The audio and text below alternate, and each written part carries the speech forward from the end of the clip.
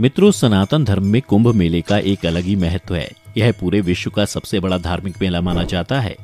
यह मेला हर 12 साल में एक बार आयोजित किया जाता है, जिसमें दुनिया भर से लोग भाग लेते हैं और पवित्र नदी में स्नान करते हैं।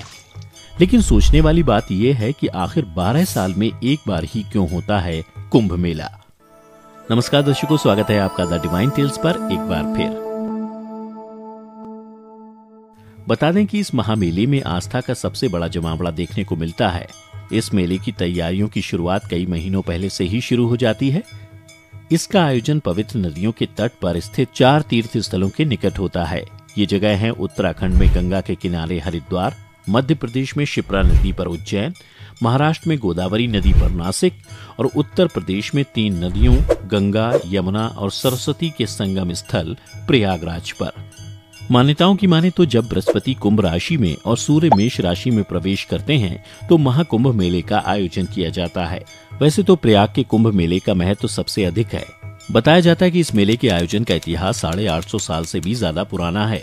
कहा जाता है कि आदि शंकराचार्य ने इसकी शुरुआत की थी, जिसके बाद उनके शिष्य ने सन्यासी अखाड़ों के लिए संगम तट पर शाही स्नान की व्यवस्था की थी। वहीं कुछ कथाओं में बताया जाता है कि कुंभ का आयोजन समुद्र मंथन के आदिकाल से ही हो गया था। हुआ ये था कि देवताओं और असुरों ने मिलकर समुद्र मंथन किया था। मंथन में कई वस्तुएं निकली, जिसमें अमृत भी शामिल था। अब अमृत पाने की लालसा में देवताओं और असुरों के बीच संघर्ष शुरू हो गया था। इस संघर्ष के बीच अमृत की कुछ बूंदें पृथ्वी पर गिर गईं। अमृत की बूंदें जहां जहां गिरी वहां कुंभ का आयोजन किया गया। बताते चलें कि अमृत की बूंद मित्रों, सनातन धर्म में कुंभ मेले का एक अलग ही महत्व है। तब यह पूरे विश्व का सबसे बड़ा धार्मिक मेला माना जाता है। मेला आयोजित किया जाता है। यह मेला हर 12 साल में आयोजित किया जाता है। जिसमें दुनिया भर से लोग बचाने के संघर्ष में पवित्र नदी में स्नान को बचा लिया था। लेकिन सोचने वाली बात यह है, कलश को छुपा लिया था तथा सूर्यदेव ने कलश को फूटने से बचाया था, जिसके बाद शनिदेव ने देवराज इंद्र के कोप से रक्षा की। इसलिए जब इन ग्रहों का संयोग एक राशि में होता है तब महाकुंभ का आयोजन किया जाता है।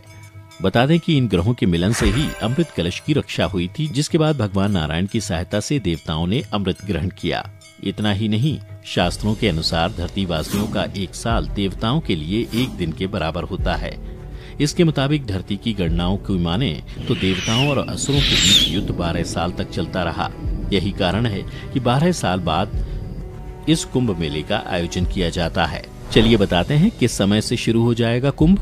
वैदिक ज्योतिष के अनुसार गुरु एक राशि में लगभग 1 साल तक रहते हैं और राशि चक्कर लगाते हुए 12 साल का समय लेती है। इसलिए 12 साल बाद इन पवित्र जगहों पर कुंभ मेले का आयोजन किया जाता है। कुंभ के लिए निर्धारित स्थानों पर हर 3 साल बाद मेले का आयोजन होता है। वहीं बृहस्पति जब कुंभ राशि में और सूर्य मेष राशि में होते हैं तब हरिद्वार में कुंभ का आयोजन शुरू होता है। अब जानते हैं कुंभ मेले के प्रकार कितने होते हैं।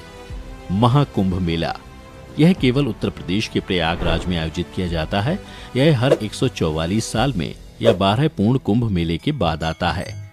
पूर्ण कुंभ मेला, यह हर साल 12 साल में आता है। विशेष तौर से भारत में 4 कुंभ मेला यानी प्रयागराज, हरिद्वार, नासिक और उज्जैन